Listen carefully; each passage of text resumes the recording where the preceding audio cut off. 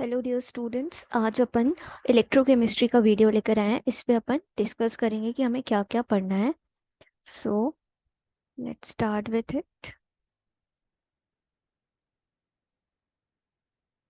Okay.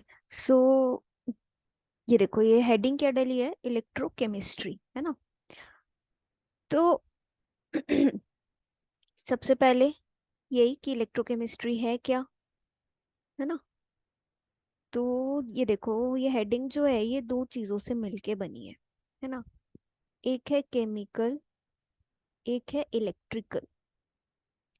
तो वो branch of chemistry जहां पर आप इलेक्ट्रिकल एनर्जी और केमिकल एनर्जी का इंटर रिलेशनशिप पढ़ते हो, कि इलेक्ट्रिकल एनर्जी से कैसे हमें केमिकल एनर्जी मिल रही है, या कैसे केमिकल रिएक्शन से हम इलेक्ट्रिसिटी प्रोड्यूस कर सकते हैं, वो है हमारी इलेक्ट्रोकेमिस्ट्री।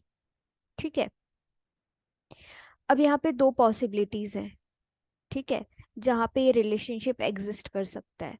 एक पॉसिबिलिटी ये है कि स्पॉन्टेनियस केमिकल रिएक्शंस हो और हमें इलेक्ट्रिसिटी मिल जाए।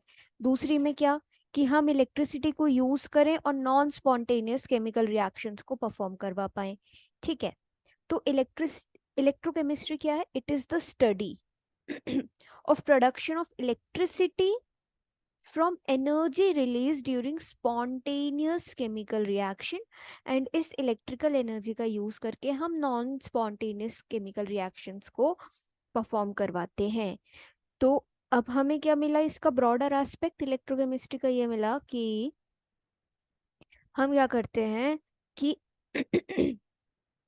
जो स्पॉन्टेनियस केमिकल रिएक्शन यहाँ पर हो रही है ना, उससे जो एनर्जी रिलीज हुई,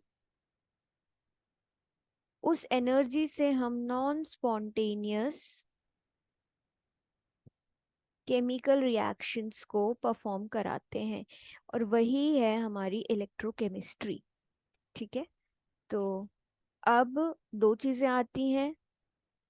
पहले तो इलेक्ट्रोकेमिकल सेल क्या होता है ना।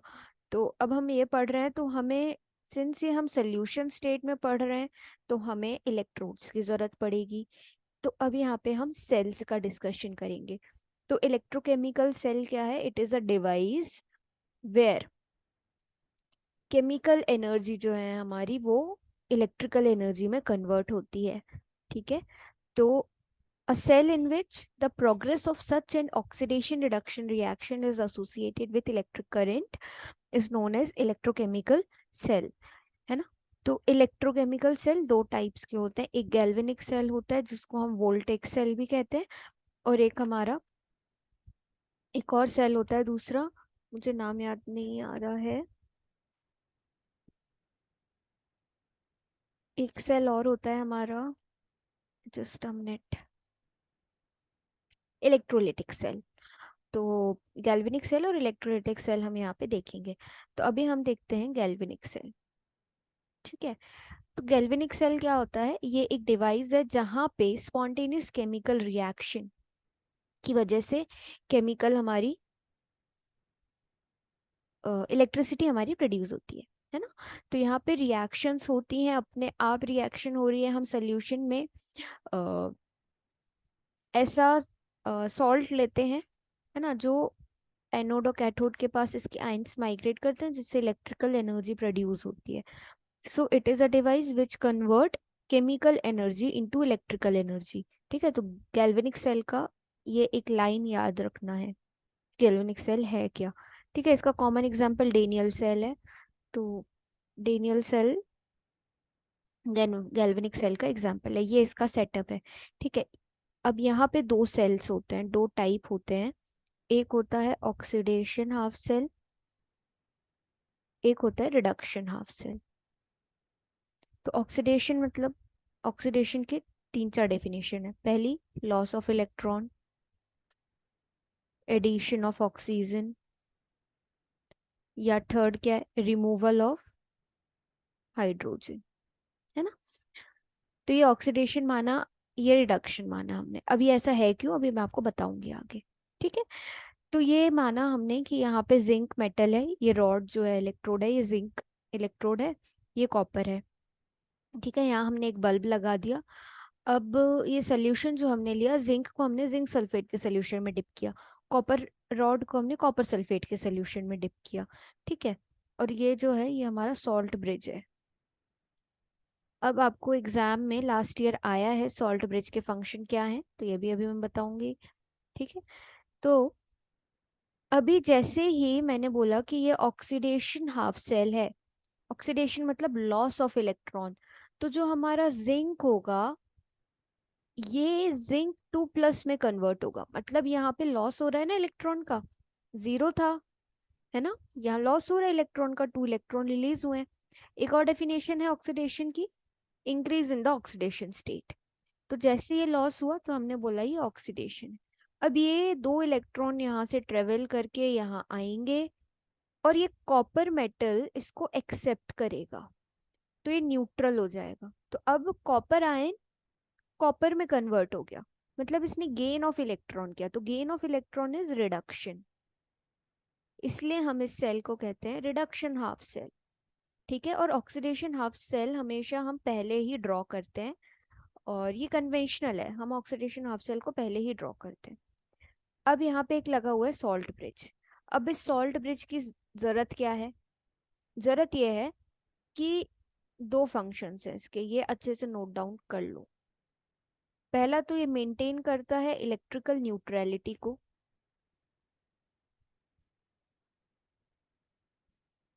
ठीक है, उसके बाद दूसरा ये कंप्लीट करता है सर्किट को, कंप्लीट द सर्किट। अभी क्या होगा, जैसे ये लॉस इलेक्ट्रॉन होता जाएगा तो ये रॉड ना कुछ टाइम बाद ये मोटी होती जाएगी, ये पतली होती जाएगी। अब कुछ टाइम बाद ये आयंस यहाँ माइग्रेट करना बंद कर देंगे, यहाँ या ऐसा होता है। तो सॉल्ट ब्रिज का जो फंक्शन होता है वो ये है, जो दो मैंने आपको लिख के दिखाए थे। ठीक है, ये हमारा है गैल्वेनिक सेल। अब ये डेनियल सेल है, इसमें हो क्या रहा है, तो ऑक्सीडेशन हाफ सेल में जो मैंने आपको रिएक्शन बताई कि जिंक लॉस कर रहा है अपने इलेक्ट्रॉन, Zn2+ में कन्वर्ट हो रहा है, कॉपर 2 इलेक्ट्रॉन गेन कर रहा है, कॉपर में कन्वर्ट हो रहा है ना। अब एक चीज याद रखना है, जहां पे फ्लो ऑफ इलेक्ट्रॉन होगा उसके ऑपोजिट इलेक्ट्रिसिटी का फ्लो होगा। ठीक है, अगर flow of electron mostly anode से कैथोड होता है तो इलेक्ट्रिसिटी का फ्लो हमेशा आपका कैथोड टू एनोड होगा। ठीक है, तो ये आपको याद रखना है। और एक बात और कि डेनियल सेल में जो एनोड होता है वो आपका माइनस होता है, और जो आपका कैथोड होता है वो आपका पॉजिटिव होता है, क्योंकि ये साइन चेंज हो जाते हैं इलेक्ट्रोलिटिक सेल में, इसलिए ये याद रखना है। ठीक है, एक बात आप ये भी याद रख सकते हो, एनायन माइनस होते हैं तो एनोड को पॉजिटिव मानते हैं।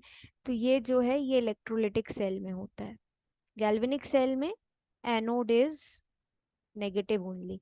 ठीक है, अब ये फंक्शंस दिए हैं आपके, 4 फंक्शंस। पहला फंक्शन इलेक्ट्रिकल न्यूट्रलिटी को मेंटेन करता है, कंप्लीट करता है सर्किट को, और it does not allow the transfer or diffusion of electrolyte solution from one half cell to another.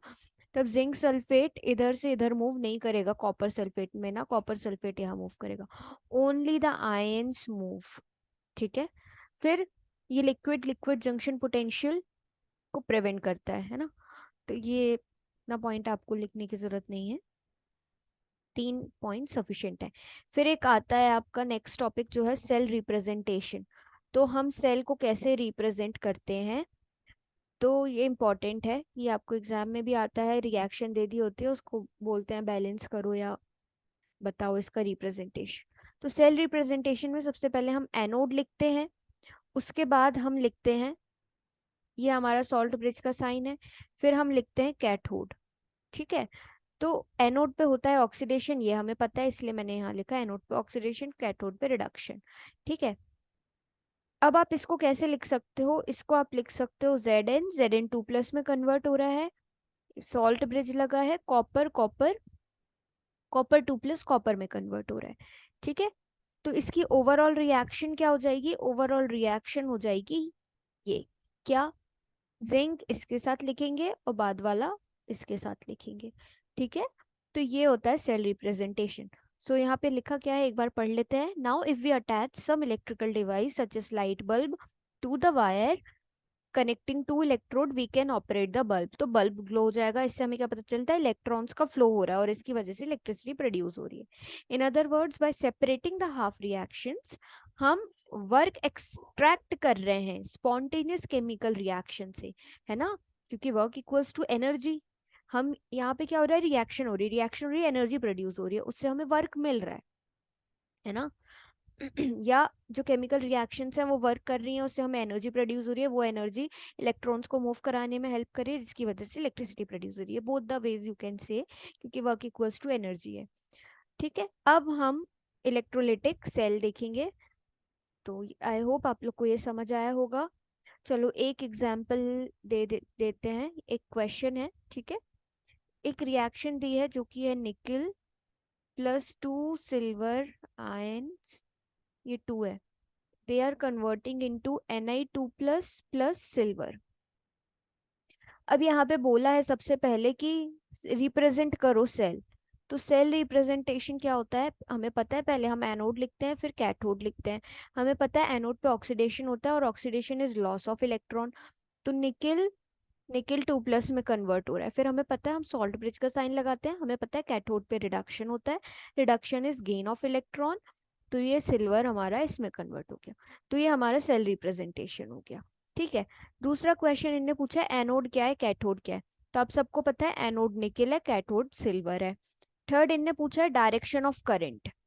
Current का डायरेक्शन क्या होगा. तो डायरेक्शन ऑफ करंट अभी मैंने आपको क्या बताया था, जो फ्लो ऑफ इलेक्ट्रॉन का डायरेक्शन है उसके ऑपोजिट आपका इलेक्ट्रिसिटी का डायरेक्शन होगा. तो यहाँ पे सिल्वर क्या है, कैथोड है ना. कैथोड से एनोड पे इलेक्ट्रॉन्स आपके मूव कर रहे, एनोड टू कैथोड आपके इलेक्ट्रॉन्स मूव करते हैं. तो कैथोड टू एनोड आपकी इलेक्ट्रिसिटी या करंट का डायरेक्शन होगा. ठीक है, तो cathode to anode. Now half cell reaction पूछी है, तो हाफ सेल रिएक्शन इसकी क्या होंगी. हाफ सेल रिएक्शन अभी मैंने आपको जो रिएक्शन दी थी क्या थी वो, Ni+2 सिल्वर आयंस हमारे बना रहे थे Ni2 प्लस प्लस सिल्वर. तो हाफ सेल क्या होगा, ऑक्सीडेशन हाफ सेल की बात करें तो हमारा निकल is converting into nickel 2 plus plus electron. Reduction half cell की बात करें तो रिडक्शन में यहाँ लिख दूं तो सिल्वर प्लस इलेक्ट्रॉन, या इसको 2 सिल्वर कर लो, 2 इलेक्ट्रॉन कर लो और 2 सिल्वर इज फॉर्मिंग. ठीक है, तो यह इस टाइप के क्वेश्चंस आपको आते हैं. अब अपन चलते हैं आगे. अब अपन आते हैं इलेक्ट्रोलिटिक सेल पे. तो इलेक्ट्रोलिटिक सेल क्या है, ये इलेक्ट्रिकल एनर्जी को केमिकल एनर्जी में कन्वर्ट करता है.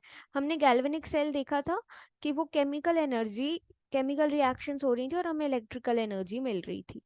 अब यहाँ पे क्या होता है कि नॉन स्पॉन्टेनियस केमिकल रिएक्शंस हमें करानी होती हैं. तो हम क्या करते हैं कि यहाँ पे इलेक्ट्रिकल एनर्जी देते हैं, वो केमिकल एनर्जी में कन्वर्ट होती है.